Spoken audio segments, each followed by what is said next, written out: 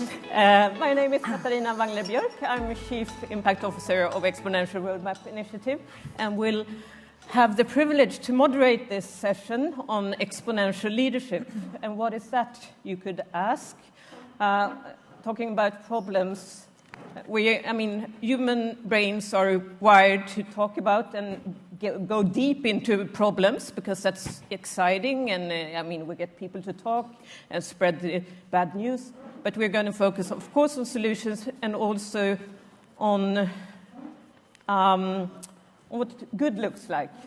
So, looking at the world right now and the needs we have, the turbulence, we have concluded that we need much more leadership and true leadership, both in individuals, humans as us, but also in corporates and, of course, in policy and all other organizations. So we're looking at something we call exponential leadership, a campaign that we have invited Race to Zero and CDP to join us and to support and to highlight the good examples that we have in corporate world, in other organizations, and to dive deeper into them and see how can we replicate this, how can we scale this, how can we create the rising economy with the company and the businesses that we have.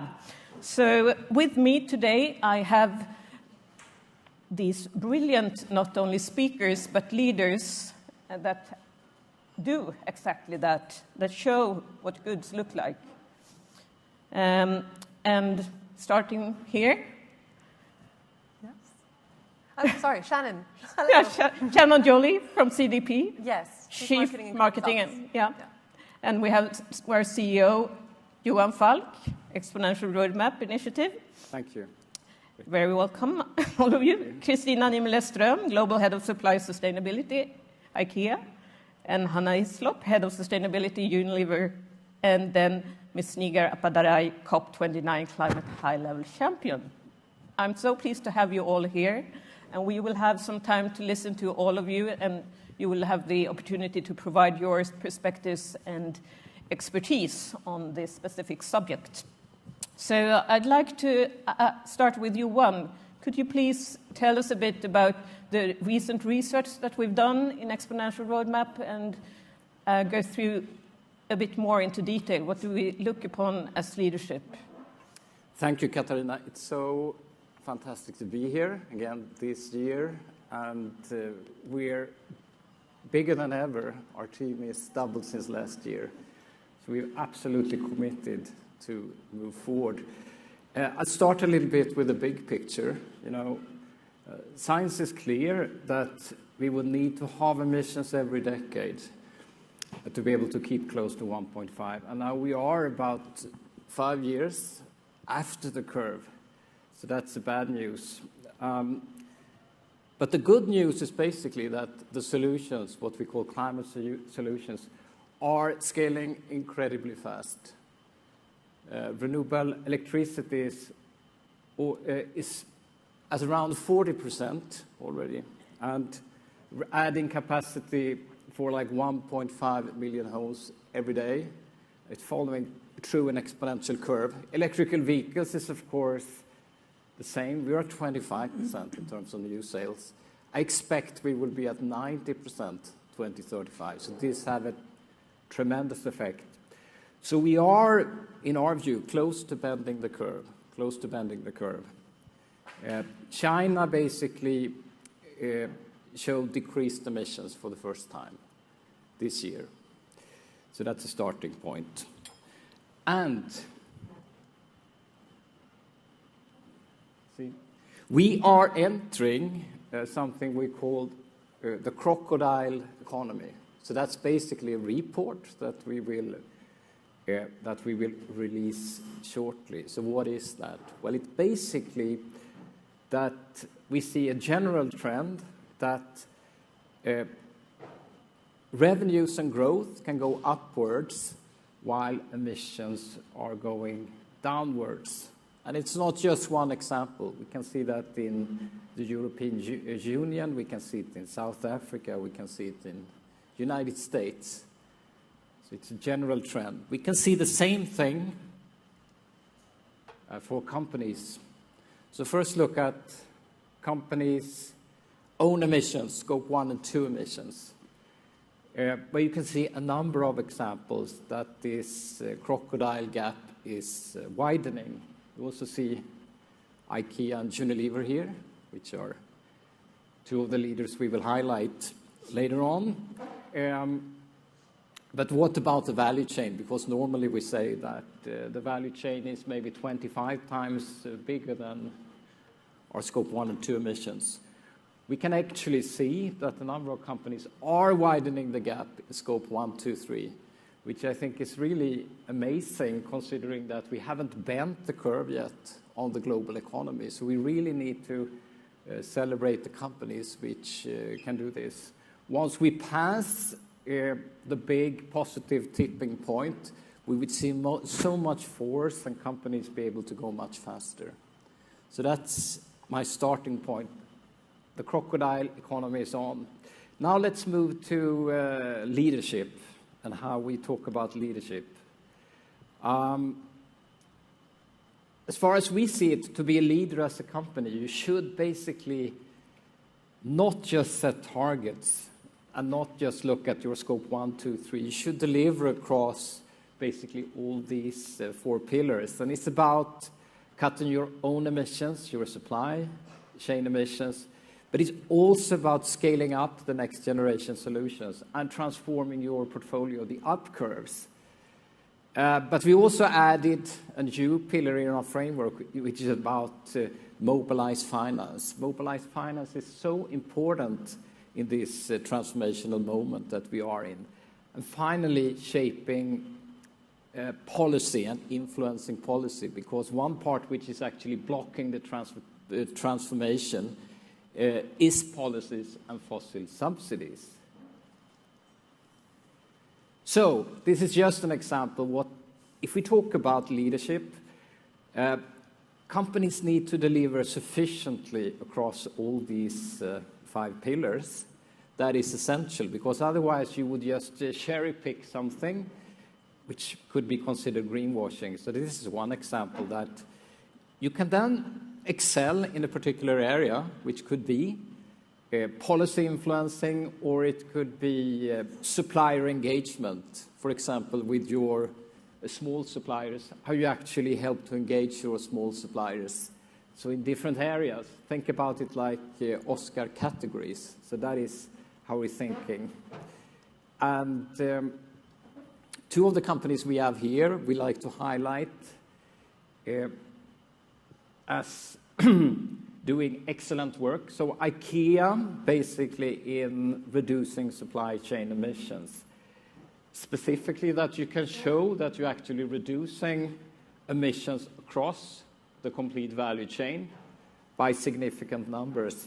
And not at least, you keep on with your target to halve emissions by 2030 and also to reach 100% renewable energy across your supply chain. So that's very bold, but you're also making incredibly good results. And Unilever, which I think has shown very strong leadership in terms of policy influencing, really being clear on sharp on that we need to phase out fossil, protect nature, but also put requirements on your trade associations. So that's good examples of leadership. So to conclude there, we are entering the crocodile economy. Leadership among companies will be more important than ever, and we have excellent examples. Thank you. Back to you, Katarina. Thank you so much. Crocodile economy it is. We're going to brand that shortly. Very interesting, and we can see all the games that we can play later on the nightcap. Just a short question on that leadership. Have you seen anything on scaling? How easy is it for corporates to learn from each other? Yeah, that's something I should basically add. When we identify leader, it's not just a company setting a target, of course. It is delivering result on that particular practice, concrete, measurable results, which should also be tied to business results. It's not just cutting carbon, it should be connected to business. But it's also important that the company keeps a trajectory towards net zero, but also contribute in scaling the practice. We won't be better if each company just tries to solve their own thing without supporting others and actually helping to share. And I think both Unilever and IKEA is doing that, together with us and others. So Thank you. Talk more about that, I hope. Thank you. Yes, we will hear a lot more. Yeah. Next in line, Nigar. Much welcome, and we are so proud to have you also as an ambassador for this campaign. So it's a privilege to have you here with us, and I would love to hear more about your view and your expertise on what does good look like in leadership on the road to Belém, and what have you seen in progress with regards to supply chain and collaboration and SMEs, etc. What's your outlook right now? Well, thank you so much. First of all, it's my honor to be here, and I'm so happy to see the leadership from the private sector. You know, as the COP champion, my main role, together with Dan Joshpe, COP30 climate champion, is to work with non-state actors and to see what is the role non-state actors like private sector, civil society, cities play, and be a bridge between them and negotiators. So throughout all these months, what we've seen that private sector is ready to kind of consider sustainability in their overall strategies and to help the governments in indices in all this process. Yes, they do need better dialogues with the governments. We keep hearing that quite a lot. And I think that private sector need to be incentivized to come up with, to make this green transition, you know, because if we don't create a proper ecosystem for the private sector when they can come up with solutions, we will not be achieving it. Because you know that one of the main outcomes of COP29 was this climate finance goal. It was 300 billion that was agreed upon with among the nations, among the countries, and the main goal is to scale it up to 1.3 trillion. And this is something that needs private finance, it needs philanthropies, it's not only up to public finance. So the role of a private sector is becoming bigger and bigger. And some of you that know me by this time know that I'm a very strong supporter of the idea of SMEs, and within the large companies, supply chains, how SMEs are being supported. That's something that we've been pushing quite a lot now. And together with the Climate Champions team, we came up with this, you know, climate proofing SME campaigns to support small and medium enterprises in making this green transition, you know. And I'm happy to see here the, you know, supply chain emissions aspect that Johan has just mentioned. But what I think we need to also explore more is the AI and technologies. That's something that we do not put enough focus, if you ask my personal opinion, you know, because AI is here, it's changing the way that industries are working. It changed the way that that labor market will be operational in the years to come. It already changes the way we see. It changes the way that governments operate. It changes the way that we learn and we do our research. And it's our biggest risk and it's our biggest fear and hope. That's what I feel like when I think about, you know, artificial intelligence being part of our life. So what can we expect? Is it going to come up with this kind of development as Prometheus, you know, if we refer to the myth, or it's going to be an apple of Eve? I'm referring to it to show what are the aspects. How are we using this AI element?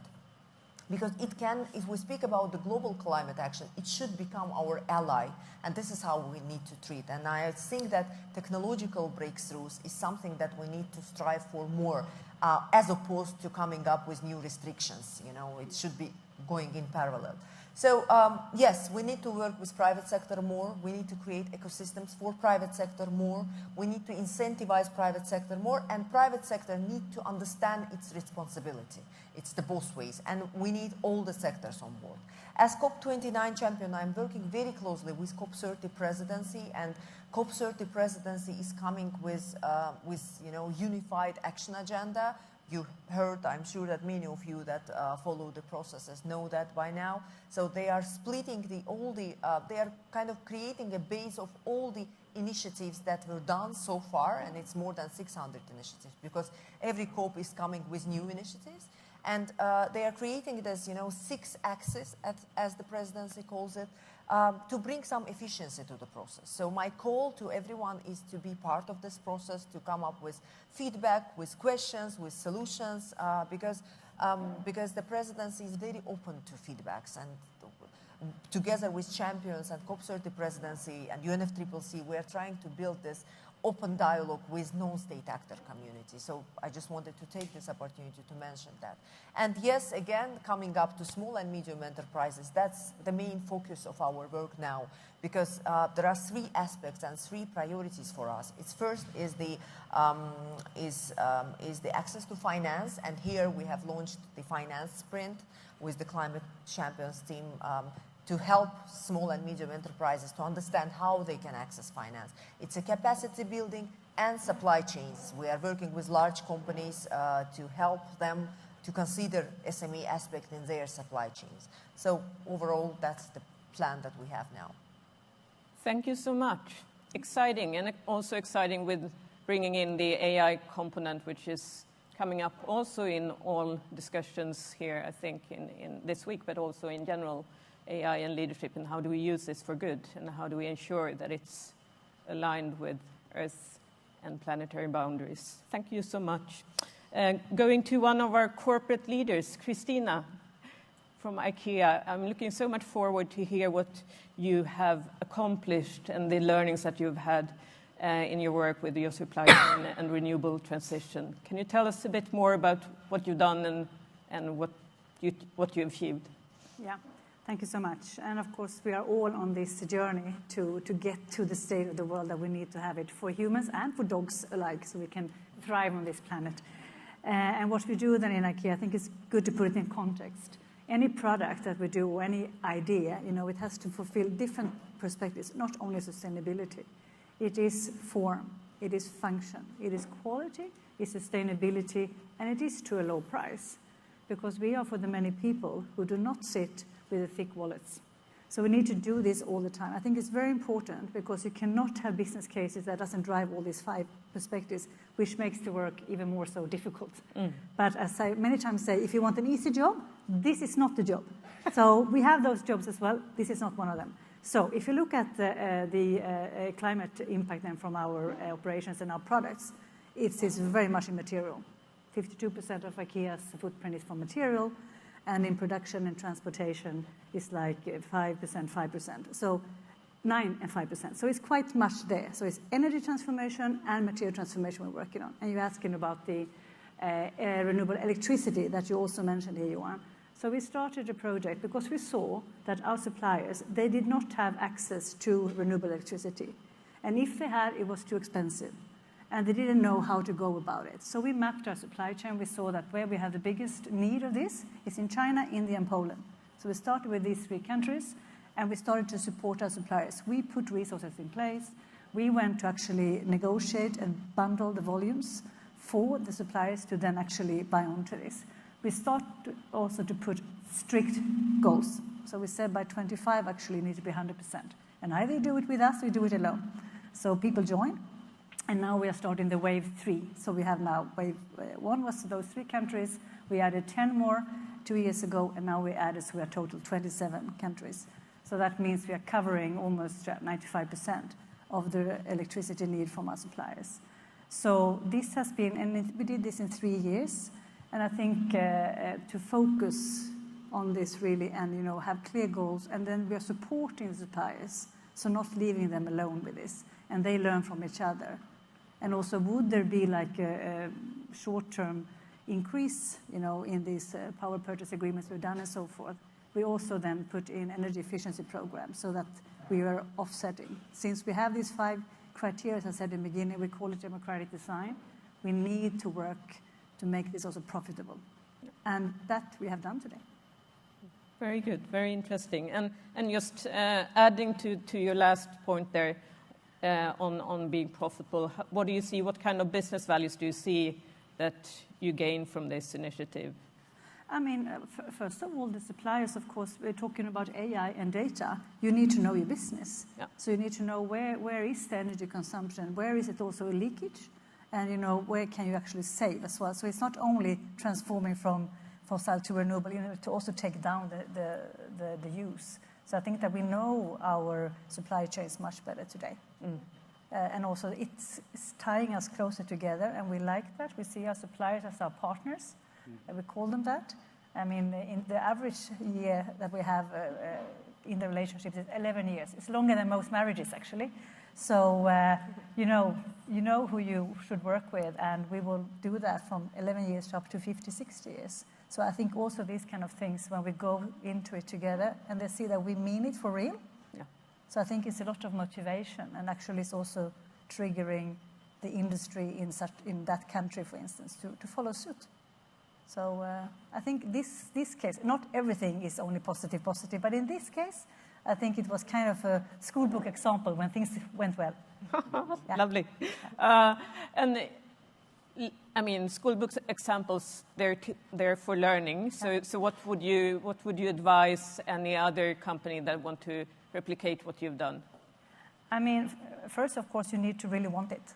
It cannot be lip service only. You need to want to do it and put some resources in, and then work together with suppliers and partners. And also if you have other, like if you are in a specific geographical location, maybe you can also pair together with, like we did something with H&M together, and also WWF helping us from an NGO perspective. So you can find, the collaborators around you. So you're not alone in this. And like, of course, with the Exponential roadmap, we got, this wonderful playbook here, how to work. So I think that, know your business, know where you have your pain points, put people to it, put clear goals, and not too long timelines, and get going. And then rather say, okay, this is a little bit difficult now with legislations coming, because, you need to have substantiate everything, but to have ambitions and then go towards it. And our experience is that normally it works. People also feel immense amount of pride. Yeah. Excellent, thank you. So good for celebration. Yeah. Thank you. And then Hanna, looking at what you've done with Unilever and advocacy and policy, you've done tremendous progress. Can you tell us a bit about what you've done? Yes, absolutely. And thanks very much for having me here. So everyone probably knows Unilever. We're a huge consumer goods company, 400 brands, operate in 190 countries.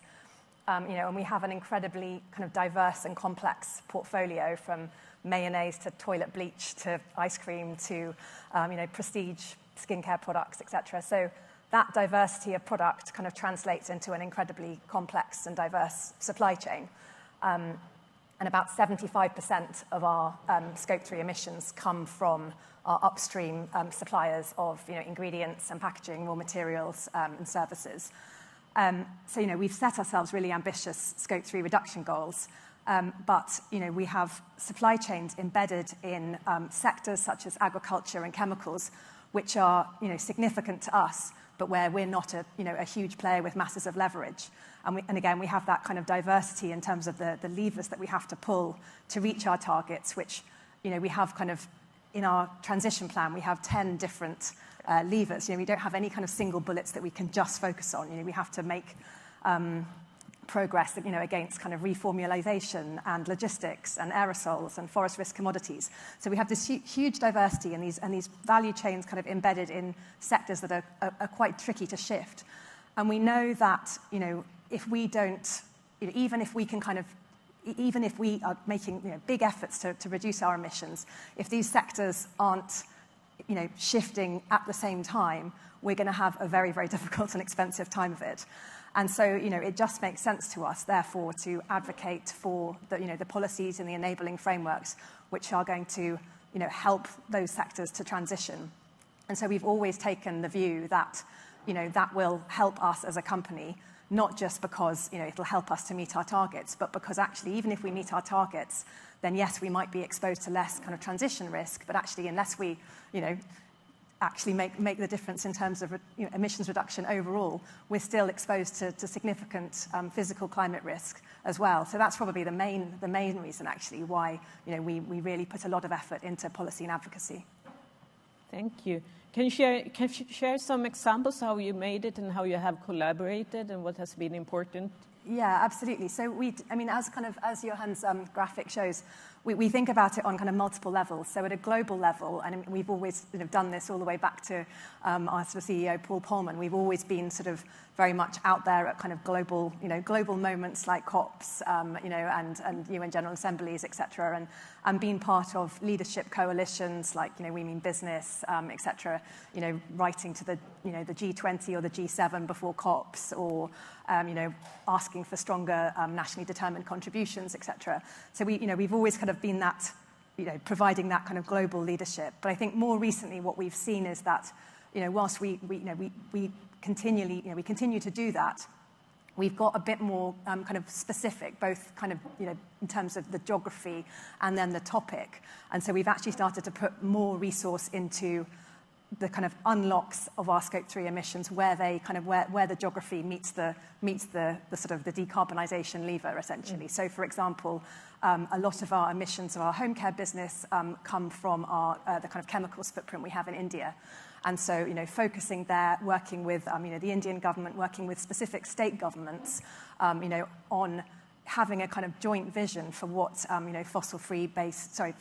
fossil-based chemicals for the transition to renewable and recycled feedstocks, and what that could look like for India, has been something that we've got a lot more specific about.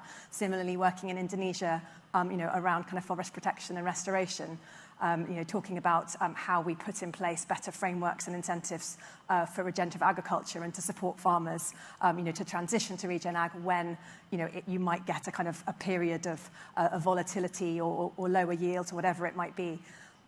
So yeah, we've got a bit more granular and specific about about the unlocks in our transition plan that need focus.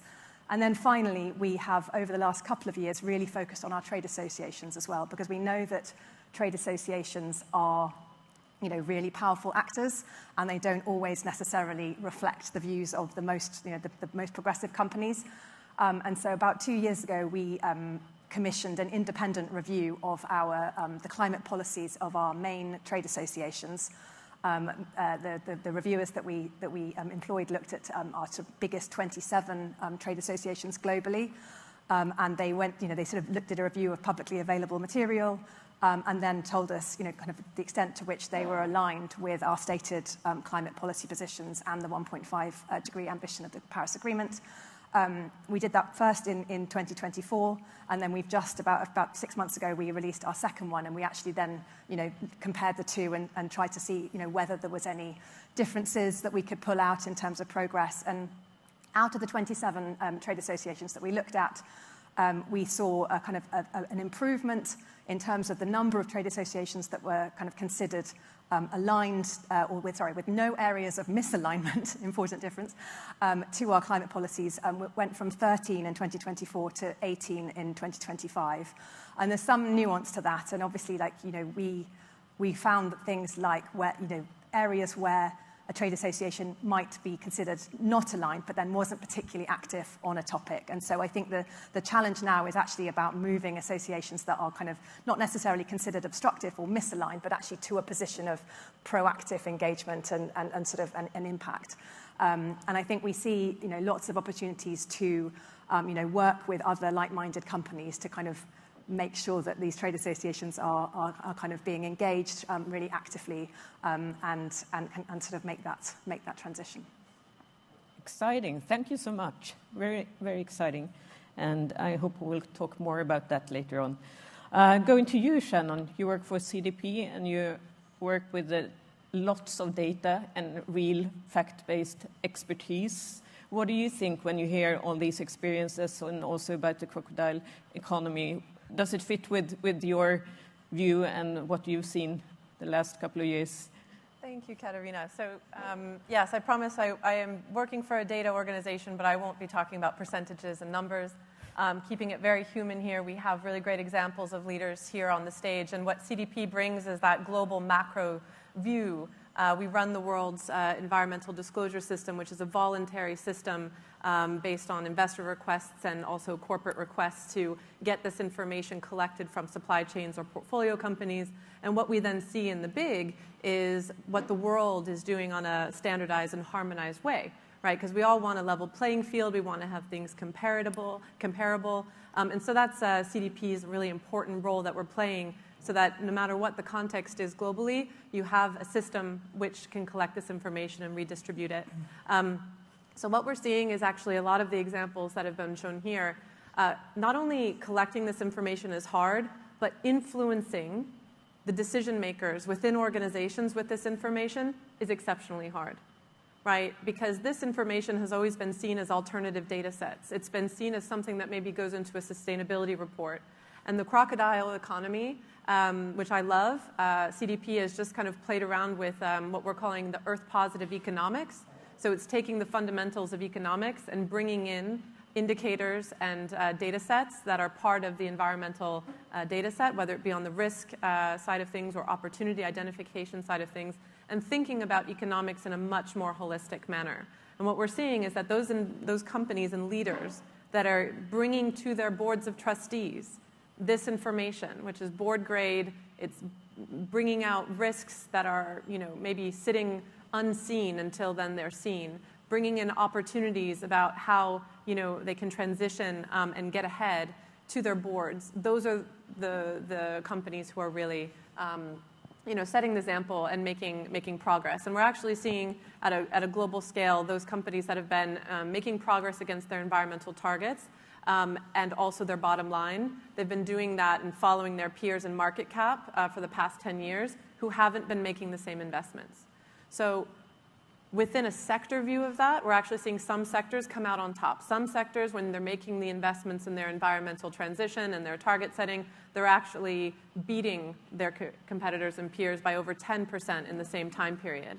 But those are sectors that have good policy headwinds, whereas other sectors that are being more penalized by the policy headwinds are actually the ones who are just kind of staying on par. So I think where we see things now with the price of renewable energies dropping, and we're seeing that the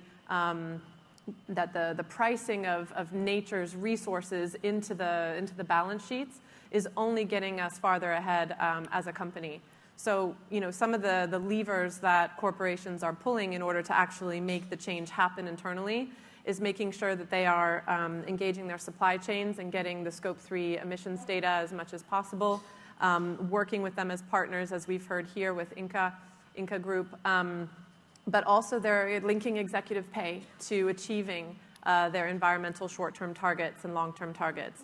They are pricing carbon internally so that there's an internal carbon price that is attached to everything that they do and decisions that they make, whether it be travel budgets like coming here to New York. They're actually making sure that there's a carbon budget that's appropriate and rolled out. And that goes all the way down to, of course, products and asset level, not just, I would say T&E. And they're also just making sure that they are adapting their transition plans with credible transition plans and making sure that it's not an accounting piece, right, to kind of say that they're always on track by changing numbers left and right. They're actually admitting when they have undershot their target and how they need to think about reassessing their strategy and or pulling different levers. So the data is telling us that the awareness of these core kind of these data sets are no longer alternative. They're completely fundamental. However, the ability to take that all the way up to a board level engagement is where I think we need some, coalescing, because corporations, once you see this information, you can't unsee it. So yeah. And what to dive deeper into what and how do we bring to the board? What kind of governance practices? How can we enforce that? So we've been thinking a bit about this. I mean, this year at Davos with the World Economic Forum and Oliver Wyman, but also with Johan Rockström's planetary health check, they were producing the planetary health and kind of what those indicators. So we stood up kind of a sister report that is corporate health check and looking at the key indicators that we see at a global macro scale that need to be the fundamental indicators that every board is looking at on a quarterly basis, if they can, rather than an annual basis. And so we have kind of the board's playbook, if you will, as to here's the key indicators. If you don't know how these are performing for your own company and within your supply chain, then you need to go and get those answers and information. So we're working on kind of version 2 of the corporate health check to come out in January 2026, and hopefully seeing more than we had about 10% of companies who were in the exponential leadership category of who were not only disclosing, setting targets, taking action, and achieving action, but there was about I would say 30% who were doing what they needed to do, but not actually pulling all the levers and making use of the data in the way that they should. So what we're hoping is to see more and more actionable kind of strategies come out of the disclosure mechanism, and we can stand that up year on year next to the planetary health. And hopefully we'll start to see that corporate action and planetary health start to get in the green. Thank you. Really interesting. Really, really inspiring. And lovely to hear you all. And looking at all of you in the panel, we have the leaders here. So how can we get all others on board? I mean, if you are the innovators and leaders of corporates, how can we get the whole economy to switch and to learn about these cases and that it's possible, and also, I mean, the correlation on investing in sustainability and getting business performance? Anyone wants to just give it a shout? Well, sure. I mean, collaborating, these platforms like you guys have set up, I think are really important. And to always believe in the work and not just the, sometimes what we say versus the work that we put in are discorrelated. So we've all seen that in different corners of or pockets of the world, there's been some, I would say, kind of rhetoric that there's a lot of pullback and that, this information is no longer, well, I guess the wave of kind of sustainability is kind of receding. And actually, I think just believing in doing the work, like I said, once you see something and it comes into your business strategy, you can't unsee it. So it's the commitment, I think, that is really, really important, and making sure that as, whether it be in sector kind of peer groups, whether it be in forums in which you can reinforce that the work is being done. We are so thrilled to see that in 2025, which has been a very, very tough year, corporate disclosure and a voluntary mechanism through CDP is on par with last year, and maybe we'll see in November going to hit another record disclosure stat, which was, I think a few months ago, unthinkable. We thought that there would be a lot of pullback from voluntary reporting, and it's not the case. And I think it's because we see the value behind the information and the data, and not only to the corporate itself, but to the entire ecosystem. Right? We have this information flowing into Bloomberg terminals the world round, into London Stock Exchange and S&P, and to see the data holes that might come about if ever the disclosure mechanism goes away is a very scary thing to see. And so I think that people realize that it's not a reporting kind of tick the box exercise. It is, I need to have, this is the lifeblood information for me to be able to inform strategy and decision making going forward. So in terms of your question, I think the more that corporate leaders can show that exponential leadership in aligning to the work and committing to the work, rather than when it's just a good opportunity for them from a PR angle, but maybe when it's actually even going out on a limb during a very difficult time to say, yeah, we're still doing the work. And that'll just keep everybody's momentum going. Thank you. Christina, you're nodding. Do you want to add? Yeah, I want to add that, of course, in times where maybe there's some distraction, if I say like that, from the agenda, I think it's even more important to say that we are staying on course. We just updated our sustainability strategy. We have now decided to do it annually because the pace of change is fast. So we need to also put the goals tough and yet being able to sustain them. Substantiate them. But it's very important that we say we are not backing on our commitments. We are staying true. And we will learn, and we will go, and we will spread. Because like what you say, how do we get more to join? I mean, like what we're doing here, we're sharing maybe some of the good examples, humbly saying that, but to get all the good ideas, because the ideas are out there, solutions are out there. I think we come to the point there where I think the discussion, yes, boardrooms are very important, but boardrooms are not the ones doing the work. So we need to move the dialogue from the boardrooms out to reality, into implementation, and make it happen. But of course we need to have the full business case also in the boardrooms, taking the discussion and the decisions. And I think most important is that sustainability is business.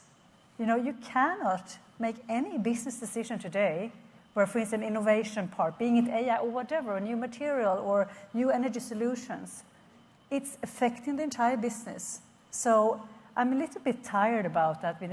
What about you with sustainability? I'm a businesswoman.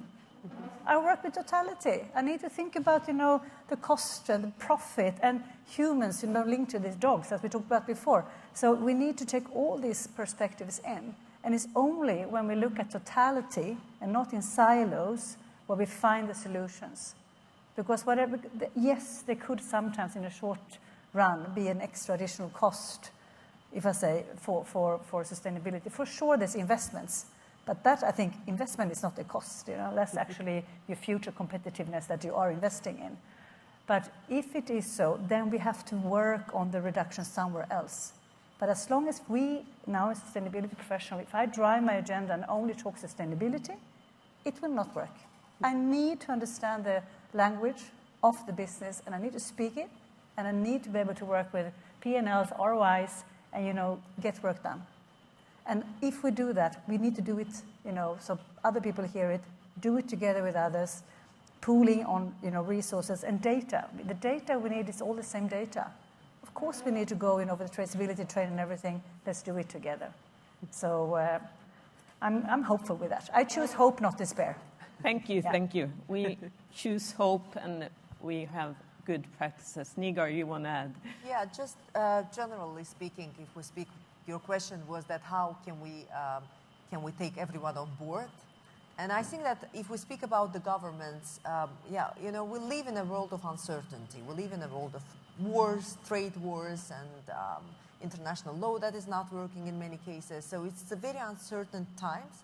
We need a set of rules which would be applicable for all the countries, large and small nations. That's something that we need from international law perspective. But from a private sector perspective, we obviously need ecosystems, incentives for private sector to come up with new solutions and technologies. But what we also need is awareness building. When I joined the climate community, I was really seeing that the whole conversation is extremely complicated, and people outside of this room, in many cases, in many countries, have no idea what climate change is, how it impacts lives of many people around the world. It impacts lives of different regions, people in different regions differently, but it does impact all of us, so we are all in it together. So we need awareness building to simplify it, to simplify rhetoric, to make sure that we are, people change their consumer behavior in many cases. And there are, simple habits that we need to do, like on top of all that we need from governments, from private sector, and from everyone. So yeah, I think that awareness building is also extremely important. Thank you so much. We are soon closing this panel. Hanna, do you want to add something? What do we need?